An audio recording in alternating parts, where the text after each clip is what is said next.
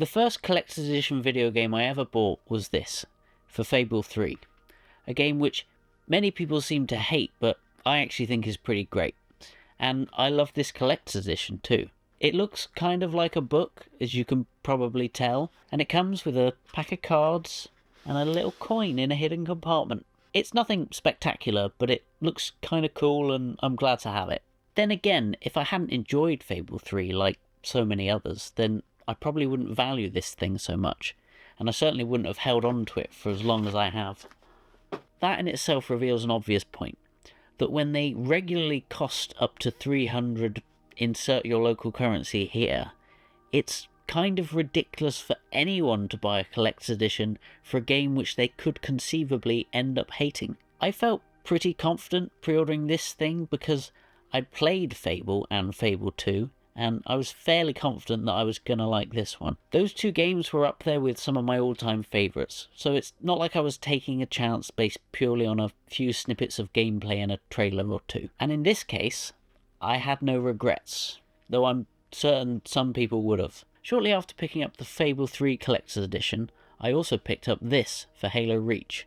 There was a bigger Collector's Edition with a statue and everything, but this is the one I got. And I got it much cheaper than the original asking price. If your video game release date memory is especially good, then you might recall Halo Reach coming out on the 14th of September 2010 before Fable 3 on the 29th of October. I always liked Halo, but I didn't love it enough to be there on day one when Fable 3 was right round the corner. So I picked up Halo Reach instead in November, when I found this pre-owned copy of the Collector's Edition for cheaper than the price of the normal game. And as excited as I was about that deal, I was less excited to see a copy of the Fable 3 Collector's Edition on the shelf right next to it, also much cheaper than it cost at launch. Now, I don't know how common this scenario would have been at the time. It's possible I was very lucky with where I was shopping.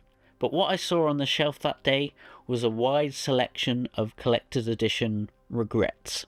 Buying a game, finishing it, and taking it back to the store within a month is one thing, and I'd argue a pretty smart approach.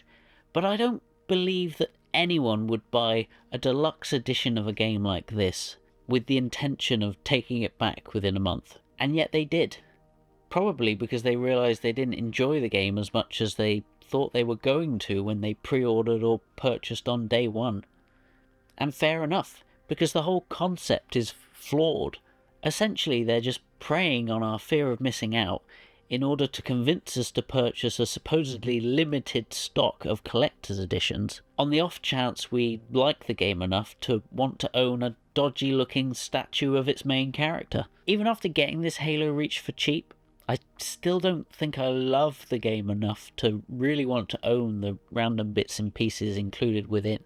But trading in a traded in collector's edition just didn't feel right somehow. Though I wanted to be more sensible in the future, this would not be the last collector's edition that I would purchase day one. Some I've loved, some I've sold on pretty quickly, but in every case I've felt like a bit of an idiot for spending as much as I have.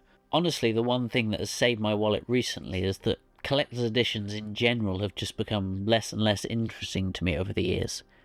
The things I like best are the in-universe knickknacks which don't take up a ton of room, but these days you're looking mostly at poorly made statues or irrelevant junk. That's why I jumped at the chance to pre-order the Starfield Constellation Edition, which even after the fact I maintain is brilliant.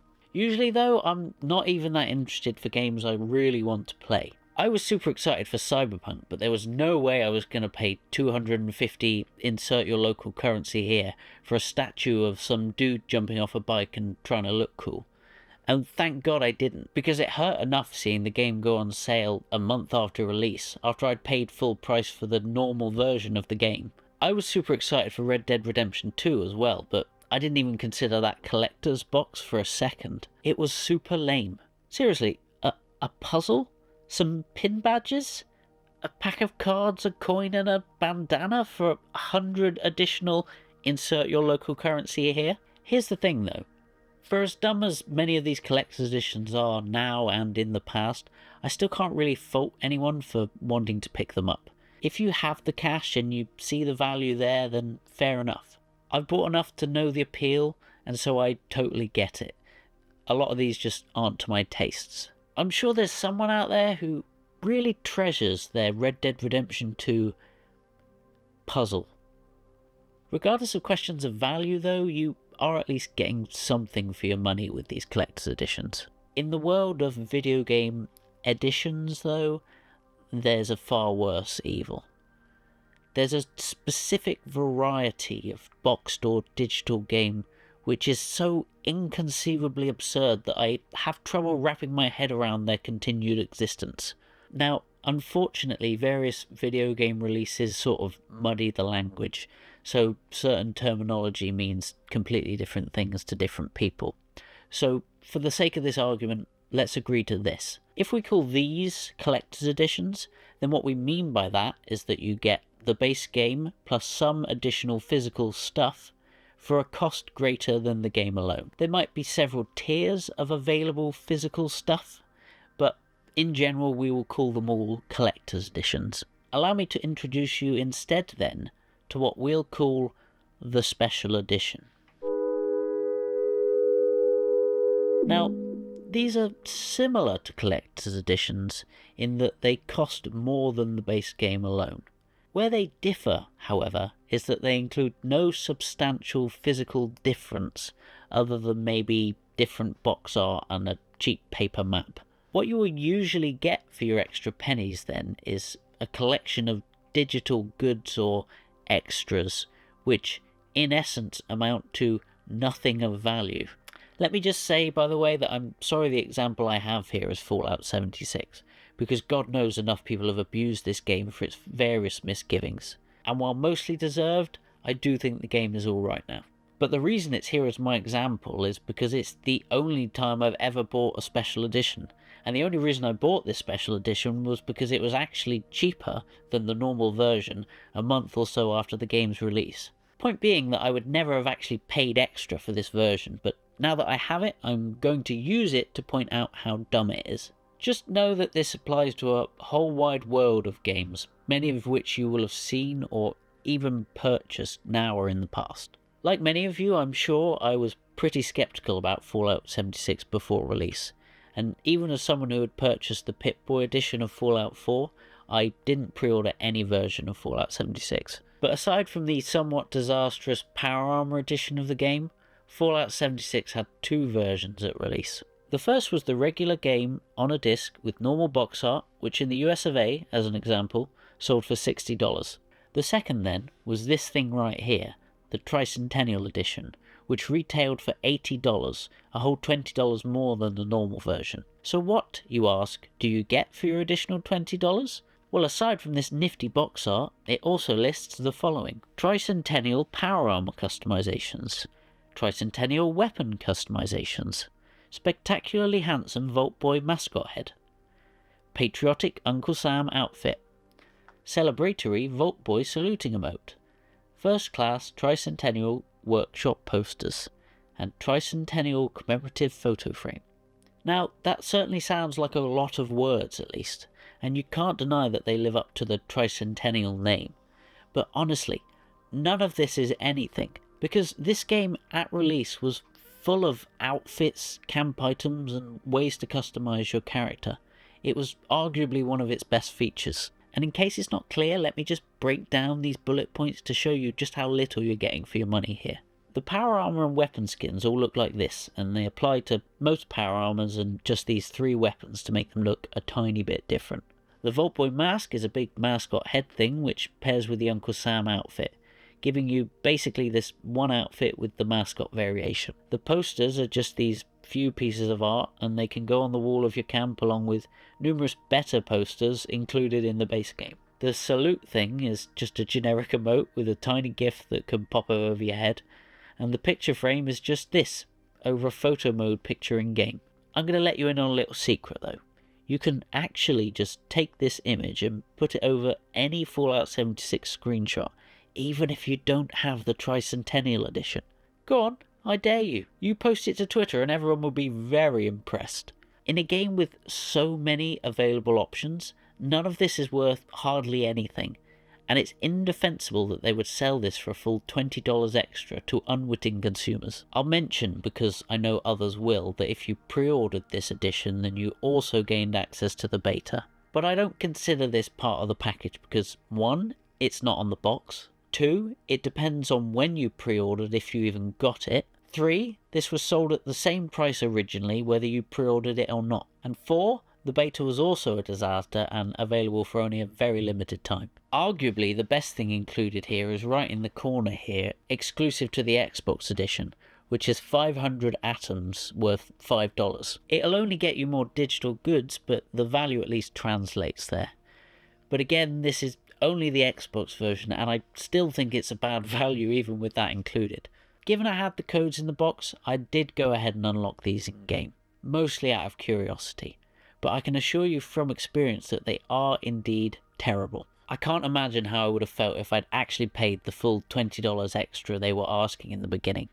Probably I would have just pretended I loved it all. Maybe the worst thing though is that I never used any of these items in game past seeing what they looked like, because I was so embarrassed that people would think that I'd spent a full $20 extra just to get them.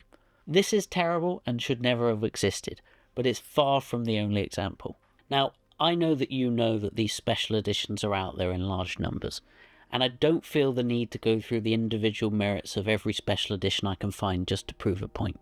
Generally, I think it should be pretty self-explanatory if you actually look at the price difference and the details of the nonsense included. If you can manage to stay objective and see past the marketing language, then it's easy enough to spot them before they drain your wallet. Selling these premium versions mostly relies on exploiting loyal fans and bamboozling less savvy customers. I'm sure plenty of you will have at least one of these special editions in your collection, and I don't blame you for that. I blame the companies selling them in the first place. All that said, for the sake of keeping this video as relevant as possible, I'm going to focus on a few more recent examples from here on out. I'll start by saying that they're not all pure evil. Alan Wake 2's deluxe edition includes the expected pointless outfits, yes, but it also includes the upcoming DLC. The problem I do have with this sort of thing is that they haven't actually publicly priced the individual DLCs yet, so it could end up being a bad deal still. It could end up being a good deal too though, so in essence you're taking a gamble. For what it's worth though, and as someone who loved Alan Wake 2, I doubt it will be a bad deal. But I'm still not personally willing to take that gamble. It's a similar story for Starfield Special Edition, which includes a spacesuit skin and some digital art book stuff which is all essentially worthless, but then it also includes the game's first expansion, Shattered Space. Whatever that DLC ends up costing on its own then, will determine how good of a value that Special Edition was in the first place. Either way though, I do think these kinds of Special Editions are inherently more valuable. On the flip side though, you have Special Edition releases like Hogwarts Legacy's Deluxe Edition. Originally costing $10 more than the base game on any platform, this edition included an outfit, a Thestral mount, and the Dark Arts Arena, which essentially provides players with a basic wave-based arena challenge experience. It's more substantial than an outfit, but it's a barely fleshed out edition which very few players would realistically want to sink any amount of time into, given how many better places there are to spend their time in-game. A couple of cosmetics and a pointless add-on then. If you pre-ordered the deluxe edition, you also got 72 hours of early access, which is the ultimate way of preying on FOMO while also serving up the worst possible version of the game to the people paying the most for it. This early access will be valuable to some, and I get it, but when they continue to charge the same for the deluxe edition after early access, I don't think it's reasonable to count it here or in any other games.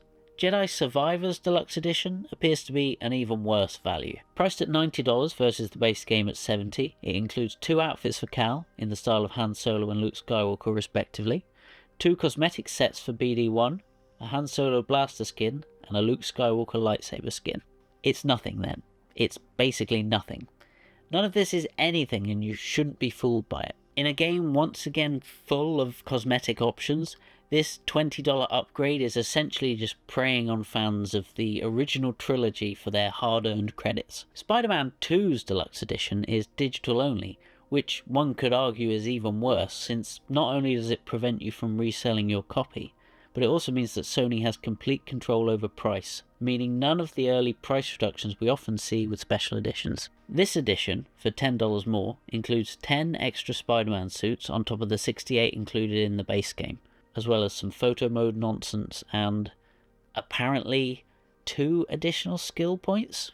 10 outfits for $10 is a better value than most if you actually like the available options, but is still not a substantial addition to the game. Call of Duty Modern Warfare 3's Vault Edition came in at $100 versus the base game at $70. As someone who's missed the last few COD games, I'm probably not the best equipped to explain what's included here. But my best attempts reveal that you're getting 5 character skins, 2 weapon skins, and a premium battle pass called Black Cell. Now, here's where things get interesting with these modern special editions for a few reasons. Firstly, because it turns out that this Black Cell Premium Battle Pass actually sells for $30 on its own separately. Suddenly that makes this special edition seem like a much better value, right? Because Battle Passes have established themselves as being a value offering compared to buying cosmetics for such games separately, you can see the inherent value there. But here's the thing. Even with the stuff you get immediately with the Battle Pass, you're still only essentially paying for the opportunity to unlock more digital items. Now, I will just say that I don't take issue with Battle Passes in general. I think the Fortnite Battle Pass, for example, has objectively remained a good value for a long time, and since you get back more V-Bucks than it costs to buy it, I think it's a good buy if you play enough of the game. And I don't have an issue with the general concept of in-game cosmetics either, by the way. Obviously, they seem to be a lot more valuable to a player in a game like COD or Fortnite than they are in Jedi Survivor, though. Ultimately, I just think that paying $30 extra for a battle pass included in a special edition of a game you've never played is kind of insane. If you start playing Fortnite or COD and find yourself enjoying it a lot, maybe unlock several tiers of a free battle pass, and then decide to invest in the premium one, then fair enough. But investing $30 in a time-limited battle pass for a game you might not even enjoy means you could be forfeiting the majority of that value or forcing yourself to play just to get the most out of it. This battle pass inclusion is also apparent in 2 more recent games, Suicide Squad Kill the Justice League and Skull and Bones. Suicide Squad Special Edition is also $30 extra, and includes 4 character skins, 3 weapon skins, some other nonsense, and a Battle Pass token. The dodgiest thing here is that while the game's debut Battle Pass is free, they decline to share the price of the upcoming Battle Passes with consumers, likely because they want to wait to decide how much they can get away with charging, but also meaning the Battle Pass token included with this edition could end up being tremendously good value, unlikely, or a terrible value, more likely. On the Skull and Bones side, as is often the case with Ubisoft special editions, you do firstly get a couple of bonus missions, which I do think is more inherently valuable to gamers. I can't speak to the depth or quality of these missions though, since, like most people, I haven't played the game yet, nor would I consider paying more than the base price to do so ever. Suffice it to say that these Ubisoft bonus missions are usually pretty forgettable and very short. In addition, you'll get an outfit, ship items, and a digital art book and soundtrack, and the premium battle pass, which would usually cost $10. How much for all that? Well, if you want the digital edition, it's $30 extra. But if you want the physical steelbook edition, it's $40 extra. I equate that in the end to essentially $20 minimum spent for basically nothing. These are interesting examples because on their surface they offer more tangibly valuable items. People know these days what a battle pass is worth to them, but also what is a battle pass if not more cosmetic items that you aren't even guaranteed to unlock for a game that you might not like? Obviously, some of these special editions are worth more than others, and the perceived value will depend on who you are and how much you like the game. But that's the main point here.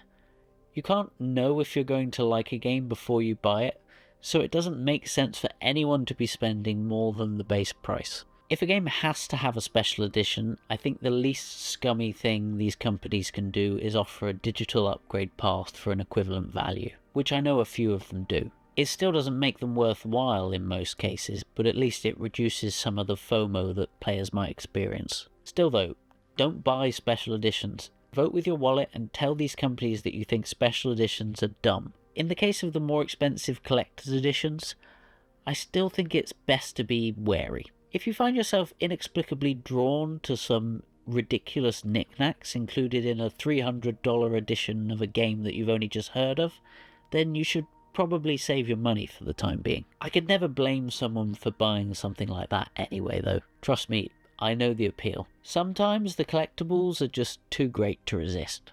Thanks for watching this video, and feel free to subscribe if you'd like to hear me talk about more video games. Make sure you check out my video on Starfield, where I attempt to defend the game from its critics while wearing the watch from the Constellation edition of the game, which I absolutely do not regret buying. Otherwise, I'll see you next time around.